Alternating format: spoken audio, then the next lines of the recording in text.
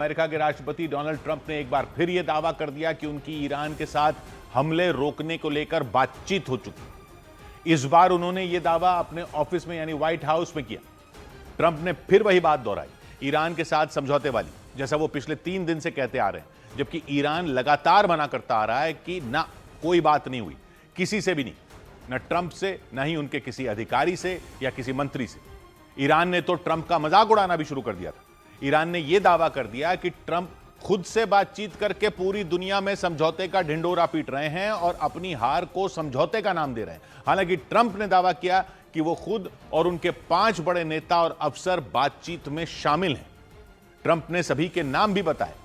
यह दावा तक कर दिया कि उनकी बातचीत ईरान के जिन नेताओं के साथ हुई, उन्होंने अमेरिका को बहुत बड़ा तोहफा भी दिया है। हालांकि ट्रंप ने उस तोहफे के बारे में कुछ नहीं बताया कि आखिर वो तोहफा जो वो बता रहे हैं वो है क्या, कोई कीमती चीज, कोई ऐसी शर्त जिससे अमेरिका को फायदा होने वाला है। हालांकि अमेरिकी अखबार द वॉल स्ट्रीट जर्नल ने दावा किया कि अमेरिका ने बातचीत की जो पेशकश की, ईरान ने उसे एक साजिश की तरह माना, जबकि तुर्की का मानना है कि इजरायल ये नहीं चाहता कि ईरान और अमेरिका जंग खत्म करने के लिए बातचीत करें। बातचीत और समझौते को लेकर हो रहे अलग अलग दावों के बीच पाकिस्तान का भी जिक्र सामने आ गया। पाकिस्तान की वजह से अमेरिका और ईरान के बीच होने वाली बातचीत की लोकेशन को लेकर सस्पेंस खड़ा हो गया, क्योंकि तुर्की ने दावा किया कि समझौते के लिए वो ईरान और अमेरिका के बीच एक मध्यस्थ की भूमिका निभा रहा है, जबकि इससे पहले न्यूज एजेंसी रॉयटर्स ने खबर दी थी कि पाकिस्तान दोनों के बीच बातचीत का जरिया बन रहा है। लेकिन इसी दौरान अमेरिकी अखबार द वॉल स्ट्रीट जर्नल ने यह रिपोर्ट दी कि ईरान ने जंग रोकने के लिए अमेरिका के सामने अपनी कई शर्तें रख दी हैं। लेकिन समझौते और बातचीत की खबरों के बीच ईरान के साथ अमेरिका और इजरायल की लड़ाई जारी रही। दोनों पक्ष एक दूसरे पर बारूद बरसाते रहे। हमलों के बीच ट्रंप ने एक बार फिर ईरान के साथ बातचीत होने का अपना दावा दोहराया। उन्होंने बातचीत में शामिल अपने मंत्रियों के नाम बताए। We're in negotiations, as it turned out, and now you've seen what I said yesterday was exactly correct. We're in negotiations right now. They're doing it along with Marco, JD. We have a number of people doing it, and the other side, I can tell you, they'd like to make a deal. Trump ने जोर देकर कहा कि Iran उनके साथ समझौता करना चाहता है। लेकिन जब पत्रकारों ने ट्रंप से यह पूछ लिया कि ईरान के किस नेता, किस संगठन से बातचीत चल रही है, तो ट्रंप ने कुछ नहीं बताया, ठीक वैसे ही जैसे पहले किया था। ट्रंप ने दावा किया कि जिस रिजीम चेंज यानी सत्ता परिवर्तन की बात वो कर रहे हैं, उन्होंने ईरान में वो कर दिखाया है। Can you give us any more sense of who exactly in Iran it is, either Witkoff and Kushner and others are speaking with? Yeah. I hate to say it, but we killed all their leadership, and then they met to choose new leaders, and we killed all of them. And now we have a new group, and we can easily do that, but let's see how they turn out. We have really regime change. You know, this is a change in the regime. हालांकि पत्रकारों के बार बार पूछने पर भी Trump ने Iran के किसी नेता का नाम नहीं लिया। इतना कहते रहे कि समझौते को लेकर ईरान में बिल्कुल सही लोगों से बातचीत हो रही है। लेकिन दूसरी तरफ ईरान ने एक बार फिर ट्रंप के दावों को झूठा बता दिया, फेक न्यूज ही बता दिया। ईरान की सेना के प्रवक्ता इब्राहिम जुल्फागरी ने अमेरिका पर तीखा हमला बोला। उन्होंने तंज भरे अंदाज में कह दिया कि खुद को विश्व की महाशक्ति कहने वाला देश अपनी हार को समझौते का नाम दे रहा है। ईरान लगातार इस पर अड़ा है कि जंग के इन हालात में अमेरिका के साथ उसकी कोई बातचीत नहीं हुई और न ही कोई समझौता हुआ है। ट्रंप के समझौते के दावे और 5 दिन तक हमला नहीं करने के ऐलान के तुरंत बाद ही ईरान के विदेश मंत्रालय का बयान सामने आ गया। उसने नकार दिया था ट्रंप के सभी दावों को और यह दावा तक कर दिया कि ईरान के पलटवार से अमेरिका घबरा गया, इसलिए ट्रंप ने समझौते का ढिंडोरा पीटना शुरू किया, ऐसा ईरान का कहना है। लेकिन जब ट्रंप ने बार बार एक ही बात की रट लगा दी कि तो ईरान ने फिर से उनके दावों को लेकर हमला बोला। ईरान की सेना के प्रवक्ता इब्राहिम जुल्फागरी ने बिल्कुल साफ कर दिया, साफ शब्दों में कह दिया कि अमेरिका के साथ कभी समझौता हो ही नहीं सकता। اول و آخر ما از همان روز نخست این بوده، هست و خواهد بود. کسی هم شما با کسی مثل شما کنار نخواهد آمد. ईरान की सेना ने ट्रंप का मजाक भी उड़ाया, दावा किया कि ट्रंप ने अपने आप से बातचीत करके समझौते और 5 दिन हमला नहीं करने की कहानी दुनिया को सुना दी। इब्राहिम जुल्फागरी ने चुटकी लेते हुए सवाल पूछ लिया कि क्या अमेरिका के अंदरूनी मतभेद इतने बढ़ गए हैं कि ट्रंप को खुद से ही बातचीत करनी पड़ रही है। خود درگیری هایتان به مرحله مذاکره خودتان با خودتان رسیده؟ इब्राहिम जुल्फागरी ने बेहद तल्ख अंदाज में यहां तक कह दिया कि जंग में अपनी हार को ट्रंप समझौते का नाम देने की कोशिश में जुट गए। ईरान ने ऐलान कर दिया कि समझौते या जंग रोकने पर तभी बात होगी जब दुश्मन के दिमाग से ईरान पर हमले का विचार पूरी तरह मिट जाएगा। ईरान ने एक बार फिर ट्रंप पर पूरी दुनिया में झूठ और अपना प्रोपेगेंडा फैलाने का आरोप लगाया, लेकिन डोनाल्ड ट्रंप अपनी उसी बात पर अड़े रहे कि जंग खत्म करने के लिए ईरान के साथ उनकी बातचीत हो चुकी है। अमेरिकी न्यूज चैनल CNN के मुताबिक अमेरिका के 5 बड़े नेता और अफसर ईरान के साथ बातचीत में शामिल हुए।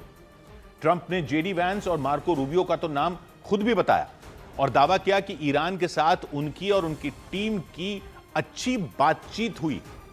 CNN ने बताया कि अमेरिका की तरफ से ईरान से बातचीत करने के लिए कुल 5 किरदार शामिल हुए।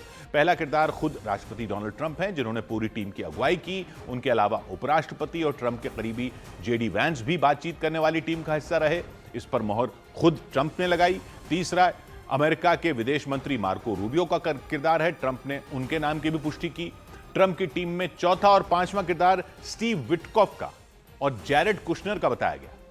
स्टीव विटकॉफ और जैरेड कुशनर ईरान के साथ पहले हुई बातचीत में भी शामिल थे। जैरेड कुशनर तो डोनाल्ड ट्रंप के दामाद हैं। ईरान और अमेरिका के बीच पिछले साल भी बातचीत हुई थी। परमाणु समझौते को लेकर 5 बार बैठक की गई थी, लेकिन कोई नतीजा नहीं निकला था। 28 फरवरी को युद्ध छिड़ने से पहले भी अमेरिका और ईरान के अधिकारी 3 दौर की बैठकें कर चुके थे, लेकिन दुनिया तक तब चौंक गई थी जब अमेरिका ने ईरान पर हमले शुरू कर दिए थे। CNN ने बताया कि पिछली 2 बातचीत में स्टीव विटकॉफ और जैरेड कुशनर शामिल रहे थे। CNN की रिपोर्ट के मुताबिक इन्हीं 2 नामों को लेकर इस बार ईरान भड़क गया। ईरान का मानना है पिछली बातचीत में ट्रंप के इन्हीं दोनों करीबियों की वजह से बात नहीं बन पाई थी। ईरान ने आरोप लगाया कि अमेरिका ने जंग उस वक्त छेड़ी जब शांति के लिए बातचीत चल रही थी। CNN ने बताया इसलिए अब वो किसी भी तरह के समझौते में नहीं पड़ना चाहता। लेकिन अमेरिका के राष्ट्रपति डोनाल्ड ट्रंप ने तो कई कदम आगे की बात कर दी। उन्होंने दावा कर दिया कि केवल समझौता ही नहीं, ईरान ने तो अमेरिका को एक बहुत बड़ा तोहफा दे दिया है। यह दावा उस वक्त आया जब ईरान बार बार किसी भी तरह की बातचीत और समझौते से इनकार करता आ रहा है। हालांकि पत्रकारों ने जब यह पूछा कि ईरान की तरफ से अमेरिका को जंग के माहौल में कौन सा तोहफा मिल गया, तो उन्होंने सीधा जवाब नहीं दिया, गोलमोल बातें करते दिखे और बार बार इस बात पर जोर देते दिखे कि समझौते के लिए ईरान की तरफ से पहल की गई। लेकिन पत्रकारों की सुई मानो ट्रंप की तोहफे वाली बात पर ही अटक गई। उन्होंने भी ट्रंप से इसके बारे में अलग अलग तरीके से सवाल पूछने शुरू कर दिए। They're going to make a deal. They're going to make a deal. They did something yesterday that was amazing, actually. They gave us a present, and the present arrived today. And it was a very big present worth a tremendous amount of money. Trump ने इतना जरूर बताया कि जो तोहफा मिला वो बेहद कीमती है, लेकिन तोहफा था क्या ये नहीं बताया। बार बार पूछने पर ट्रंप ने यह दावा किया कि जो तोहफा उन्हें मिला उसी से यह साफ हो गया कि अमेरिका ईरान में बिल्कुल सही लोगों से बातचीत कर रहा है। I'm not going to tell you what that present is, but it was a very significant prize, and they gave it to us, and they said they were going to give it, so that meant one thing to me: we're dealing with the right people. तो Trump ने जब साफ साफ जवाब नहीं दिया तो पत्रकारों ने ही अपनी तरफ से परमाणु समझौते से जुड़े तोहफे की बात कर दी, लेकिन ट्रंप ने तुरंत इससे इनकार कर दिया।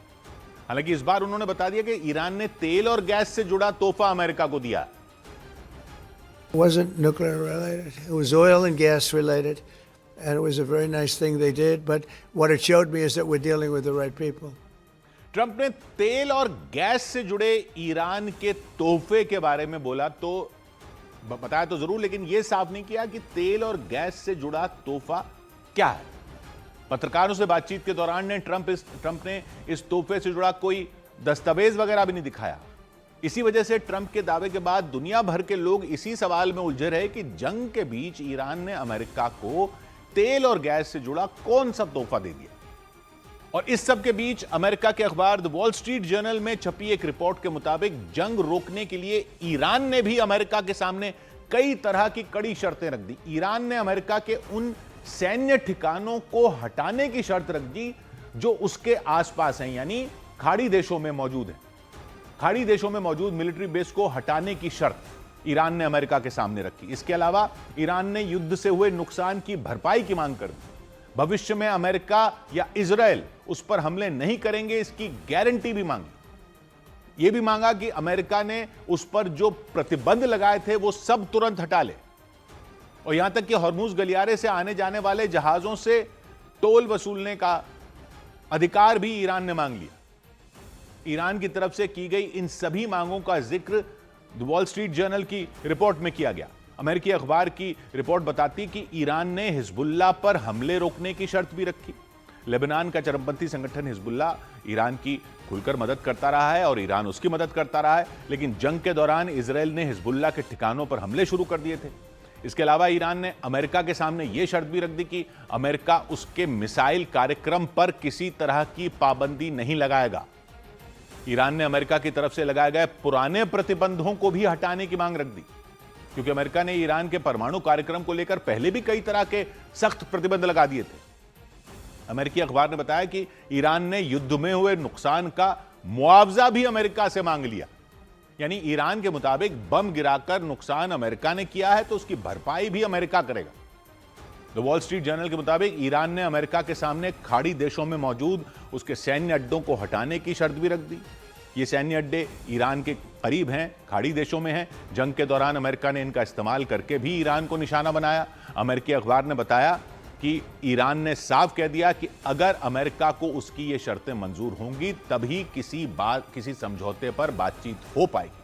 हालांकि इस सब के बीच अमेरिका के अखबार द वॉल स्ट्रीट जर्नल ने दावा किया कि बातचीत की अमेरिका की पेशकश को ईरान एक साजिश की तरह देख रहा है, मतलब उसे ये अमेरिका की एक चाल लग रही है, इसलिए वो सीधे तौर पर इस बातचीत में शामिल नहीं होना चाहता। मतलब अमेरिका का अखबार दावा कर रहा है कि ईरान को यह जंग रोकने के लिए बातचीत का प्रस्ताव भरोसे लायक ही लग नहीं रहा, और इसलिए वो सीधे तौर पर किसी भी तरह की बातचीत में शामिल नहीं होना चाहता, सीधे अमेरिका से बात नहीं करना चाहता।